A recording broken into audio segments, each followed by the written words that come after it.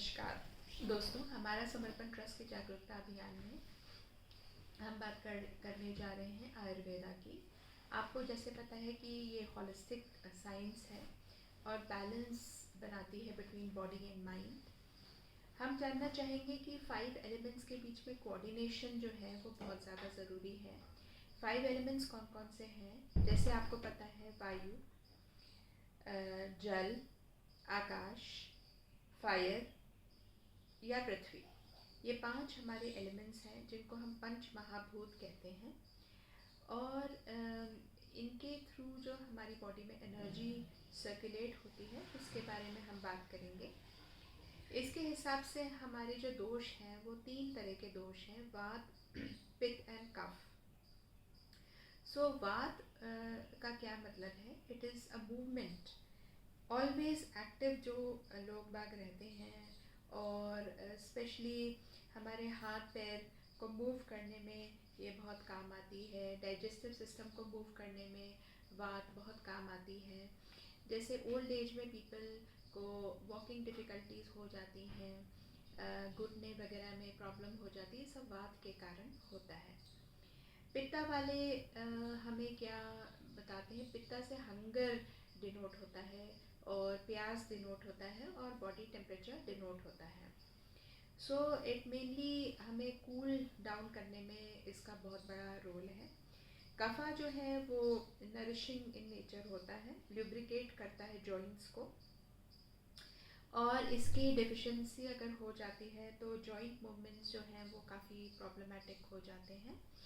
तो अगर हम घी वगैरह लेते हैं तो साइनोवियल फ्लूइड काफ़ी इम्प्रूव होता है, और ऐसे लोग जो होते हैं वो थोड़े मोटे भी होते हैं। सो जैसे हमने आपको बताया कि आयुर्वेदा बहुत पुराना साइंस है, और 0 to 20 ईयर्स की एज ग्रुप में नॉर्मली जो कफा दोष जो होता है वो प्रीडोमिनेंट है। 20 to 40 ईयर्स के एज ग्रुप में पित्ता दोष प्रीडोमिनेंट रहता है। 40 to 50 ईयर्स के एज ग्रुप में वाता दोष प्रीडोमिनेंट होता है, जब हमारी joint problems, knee joint problems ये सब डेवलप हो जाती हैं, है ना। तो हम कैसे आइडेंटिफाई करेंगे? आप खुद अपने आप को देखिए कि आप कौन सी, आपकी प्रकृति क्या है। पित्ता प्रकृति के हैं या वाता प्रकृति के हैं या कफा प्रकृति के हैं। तो पित्ता प्रकृति वाले जो होते हैं वो बहुत इंटेलिजेंट होते हैं, हार्ड वर्किंग होते हैं, उनकी बिल्ड थोड़ी मीडियम टाइप की होती है, लेकिन बहुत शॉर्ट टेम्पर्ड होते हैं और इनडाइजेशन बार बार कंप्लेन करते रहते हैं। हार्ट डिजीज़ भी होने की संभावना होती है और ब्लड प्रेशर भी इनका बढ़ा हुआ होता है। वाता जो है उसमें एयर और स्पेस के कारण जो है वो वाता है। हमारे जो 2 पंच महाभूत हैं, मेनली एयर एंड स्पेस। सो ये जो पर्सन्स होते हैं बहुत एनर्जेटिक होते हैं, और ये हर बहुत लाइट फ्रेम के होते हैं, थिन होते हैं, और बहुत जल्दी थक जाते हैं। एंजाइटी इश्यूज भी इनमें ज़्यादा होते हैं। कफा जो पर्सनालिटी के लोग होते हैं वो अर्थ और वाटर एलिमेंट को मिलाकर ये कफा जो प्रकृति के होते हैं, और ये नेचुरली बहुत काम होते हैं। जैसे वाटर काम होता है नदी में, ग्राउंडेड होते हैं, लॉयल होते हैं, थोड़े उनकी फ्रेम जो होती है वो थोड़ी मोटापे की तरफ होती है, स्टर्डियर होती है, एंड इजीली वेट गेन कर लेते हैं वो लोग। जो पिता प्रीडोमिनेंट होते हैं उनको कूल फूड्स खाना चाहिए, उनको एनर्जाइजिंग फूड्स खाना चाहिए, और उनको लिमिट करना चाहिए स्पाइसेस में। बहुत ज़्यादा स्पाइसेस खाएंगे तो उनको इंडाइजेशन ज़्यादा होगा। नट्स और सीड्स में भी उनको लिमिट रखना चाहिए।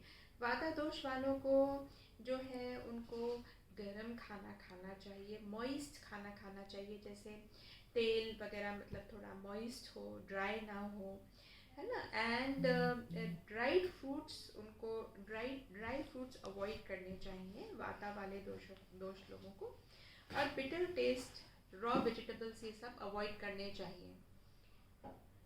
एंड कफा वाले लोगों को जो है वो हैवी फूड्स जो हैं उनको लिमिट करने चाहिए, जैसे नट्स हुए, सीड्स हुए, है ना, और oils in favour of fruit, vegetables and legumes वगैरह, इनको ज़्यादा प्रेफर करना चाहिए।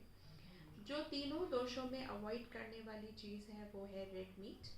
रेड मीट बिल्कुल नो नो है तीनों दोषों में। आर्टिफिशियल स्वीटनर्स नो नो है।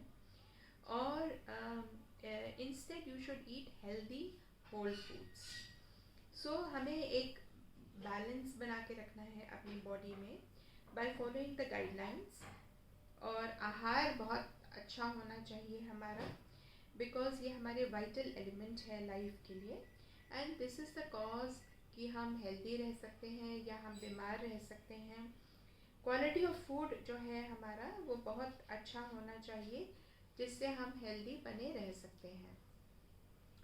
स्पेसिंग भी ज़रूरी है कि हमारे spacing of the stomach is also required. जब हाफ ऑफ द स्टमक हमारा फिल्ड होना चाहिए फूड से, and 1/4 with water, and 1/4 should be left कि हमें उसको डाइजेस्ट होने के लिए उसको छोड़ना चाहिए।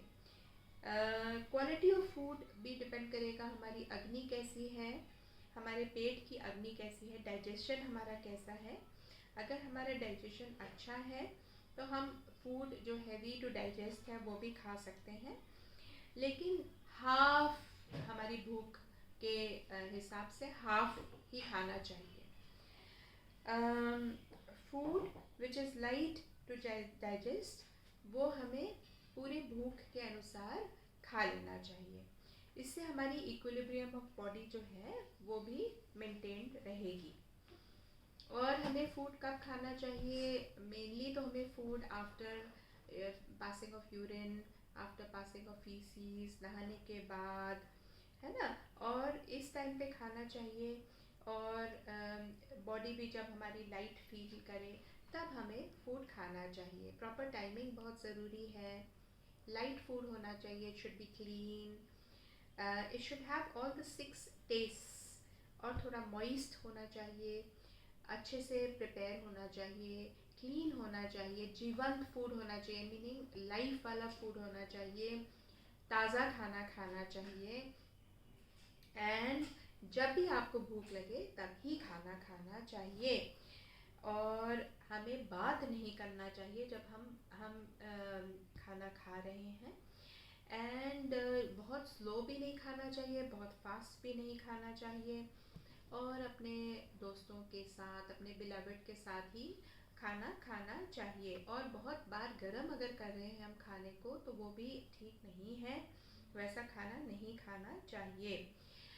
चीज़ें जैसे कर्ड हुई, कर्ड मतलब दही, स्पेशली जो खट्टा वाला दही है, या ड्राइड मीट है, या पोर्क जो है, स्प्राउटेड सीड्स वगैरह जो हैं, या काले चने की दाल हुई, बीन्स हुई, ड्राइड सब्जियां हुई, ये सब नहीं खाना चाहिए। जो हम खा सकते हैं वो गेहूँ खा सकते हैं, बार्ली खा सकते हैं।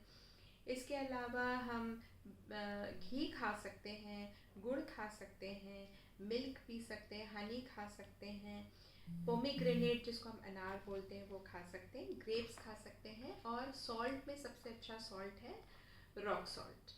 धन्यवाद दोस्तों।